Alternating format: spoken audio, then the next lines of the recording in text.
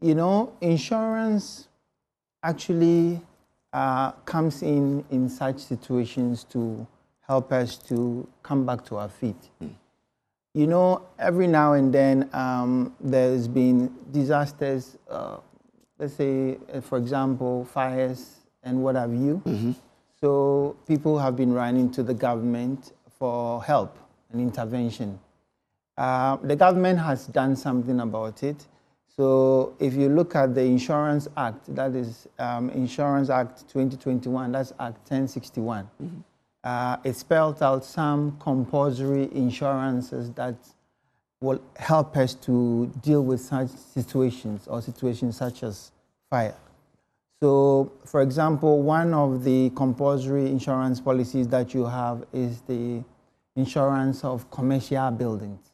So we are not even looking at only fire, but you are looking at the risk of fire, collapse, storm, flood, and earthquake, and also third-party liabilities, like some people coming to your premises and being injured or getting their property damaged. So we have to look at the future.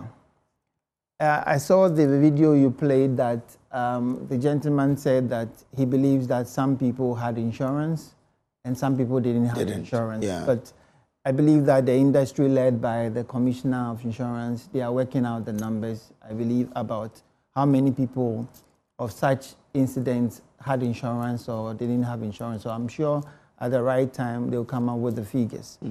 Yes, but for us, the point is that we don't want any single individual to suffer because of such incidents where they don't have cover or protection. So insurance come in to come and ensure that people are brought back to the position that they were before the loss. And if you look at Section 218 and 219 of the Insurance Act, it talks about actually laying the responsibility on the occupier or the owners of commercial buildings to actually have insurance to protect such risk. Okay. So the tenants, even if the the owner does not have the insurance, does not do the insurance on you, so it's a joint responsibility for both the tenants or the occupier and then the owner to have insurance. I talked about the insurance of commercial buildings.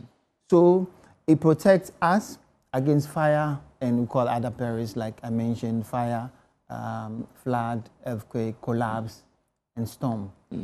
So the NIC has some task force that goes around to inspect, but normally they don't go to the market centers. Okay. They normally go to other places to make sure that people are complying with the Insurance Act.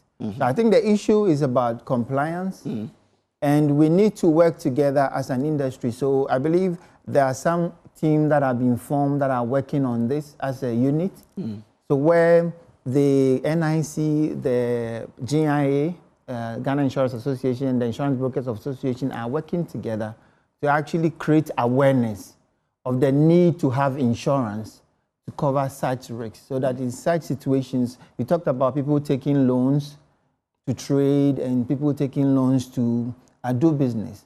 Insurance will be able to come and pay for the losses so that people can come back to their feet. Now, you're even talking about situations where properties are salvaged. There are even instances where even the fire service people will come in and they'll be able to put out the fire. But what about the goods that have been damaged by water? So insurance also takes care of those damages by even fire and trying to fight the fire. So I believe it's a point that we need to come to. People are not really interested in insurance for the fact that insurance is the last thing on their mind. But some people say that, well, I did insurance, nothing happened, then I lose money. But if you understand insurance, you know that insurance protects you, it gives you peace of mind, it ensures business continuity, so that if situations like this happen, you are able to come back to your feet. Now, we are unable to tell how many of the people that have been affected by these disasters had insurance. But I believe that those who had insurance will be able to come back to their feet. Now, insurance talks about risk improvement measures. So when we come in and the properties are insured, the businesses are insured, we would come and have what we call assessment, risk assessment, where we come out with a report and tell you the things that are supposed to be there and how you should conduct yourself, housekeeping and all that.